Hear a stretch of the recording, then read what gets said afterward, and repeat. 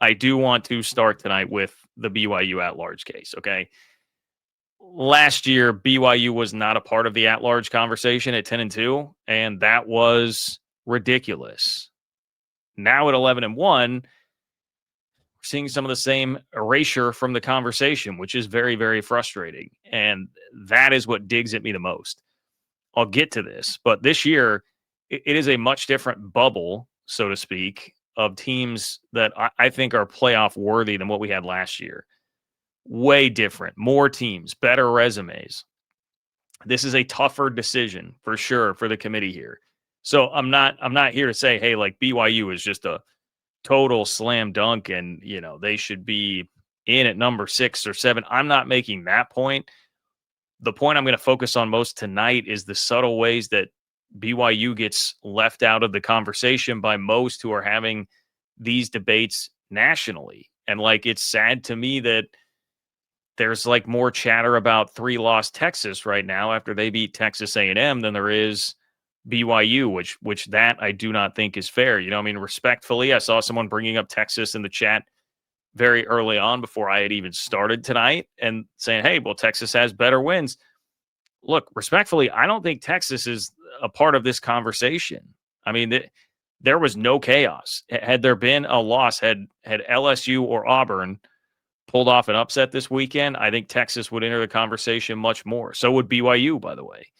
But unfortunately, that did not happen because, Auburn, I know people were tweeting hey, if this is your first experience watching Auburn football, imagine this.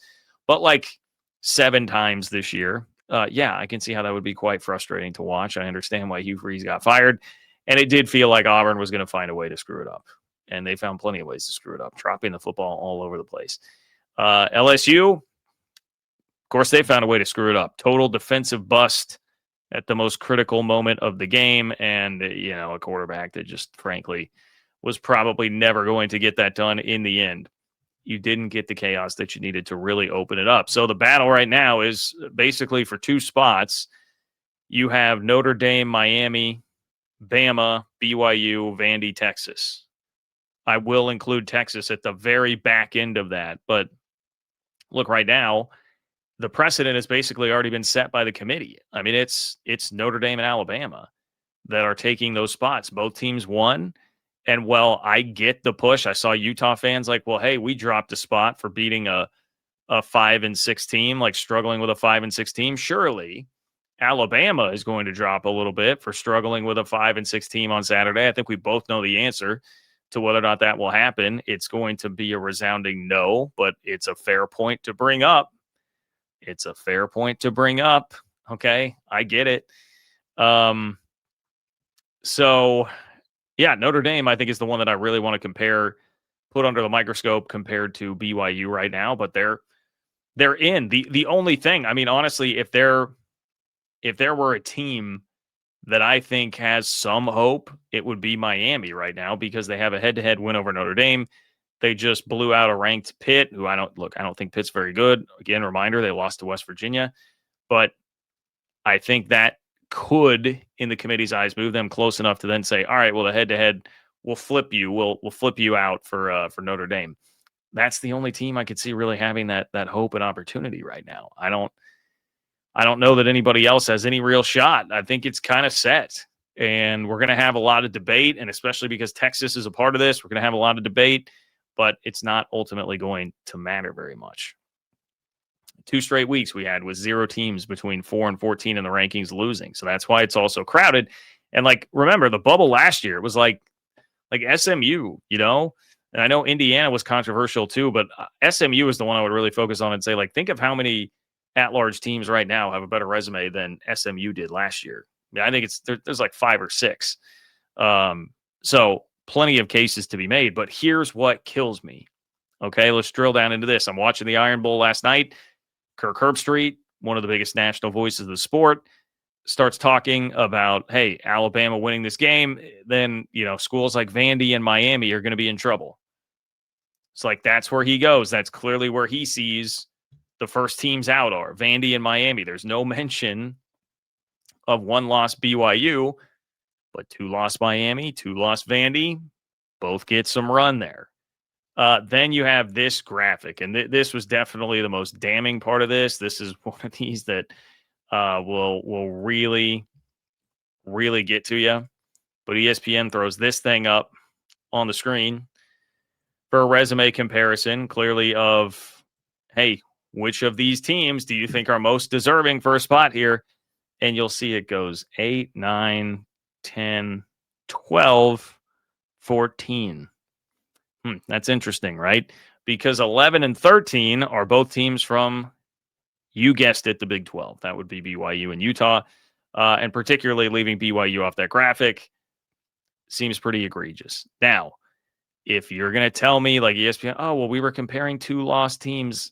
BYU's playing in a conference championship game. These teams, well, you can't say these teams are not because Alabama is, right? So, yeah, it starts to, I think, ring pretty hollow there. And again, very frustrating that BYU is not included on this graphic. And this is where it makes you start to feel like, well, ESPN's just decided like that they're not a part of the conversation here. BYU is not a legitimate part of this at-large convo, even though if we start to compare them to some of these teams, let's go BYU versus Notre Dame. Notre Dame sitting there at 9, BYU at 11. BYU's got a better record against the top 25, 2-1 versus 2-2. BYU has a better best win, number 13 versus number 17. BYU has a better strength of record. BYU has a better strength of schedule. And yet BYU can't even make the graphic. They can't even make the graphic. What are we doing here, man? Two teams not even on this graphic, Oregon and Texas A&M. BYU has more wins against the current top 25 than Oregon or Texas A&M, but we're not even having that conversation. Oklahoma, look, Oklahoma's resume, I mean, being a 10-2 team from the SEC that has a win over Alabama at Alabama, I understand Oklahoma's got a pretty solid resume. They have a lot of solid wins then, right? Like the tier of like LSU, Missouri, Tennessee, teams that are all okay, not great, but okay. I understand Oklahoma's resume. I wouldn't really attack it that much, but I don't think BYU's resume is really very attackable yet. What do you see all the time with BYU? Oh, well, John, you know they would just get smoked. The eye test tells you that they would just get smoked by Oklahoma or Notre Dame or whoever right now. Okay, well, that's interesting. Can we apply the eye test to Oklahoma? Let's take that eye test and flip it back around on another one of these teams. Dude, Oklahoma, first of all, has an offense that is the only unit, the only individual unit in ESPN's S&P Plus that's ranked outside the top 50 of any team that's in contention, any team you see on this graphic. The only team that has one of its two units, offense or defense, outside the top 50. Would you guess that Oklahoma's offense is worse than Iowa's? Worse than Iowa's. And it looks like it. When you watch them play, John Mateer threw 3 interceptions against LSU. LSU had no business being in that game. Van Buren, that backup quarterback that they're rolling out there, they have an interim head coach. Like it's, oh boy, that's not a very good football team right now. But at home, Oklahoma's just barely scraping by. They do not pass the eye test. But I saw one person, shout out to Chris Felica, the Bear, he did bring that up. Like, hey, Oklahoma doesn't really pass the eye test right now. But outside of that, I don't see anybody talking about the eye test with Oklahoma. You see a lot of people talking about the eye test with BYU. So I'm just pointing out a double standard here. Again, which is the frustration for me. Okay. Include BYU as a big part of the conversation and stop having double standards with how you're going to judge them and not judge certain teams from the SEC. Right. That's my frustration. Anyway. And last year, when we talk about last year and what happened with BYU, that was my beef. I never said, hey, BYU definitively should have been in as an at-large last year. But I did say it was crazy that Miami was an integral part of that conversation and BYU was not, when they had a wildly better resume than Miami last year, but they just weren't a part of it. Now this year, tougher bubble field, but BYU still is not nearly enough a part of the conversation. They are sort of there. They are there more than last year, but they are not nearly enough a part of this conversation.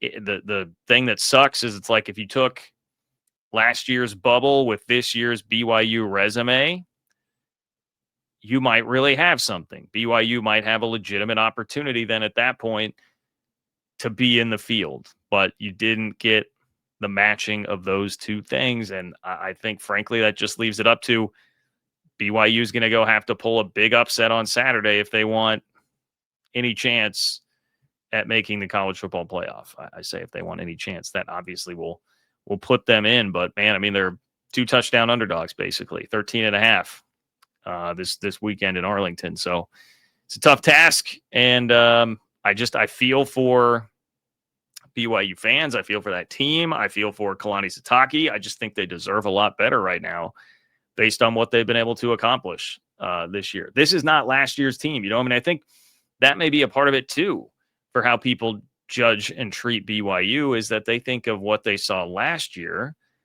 Okay, this is not last year's team, and Saturday was perfectly emblematic of that.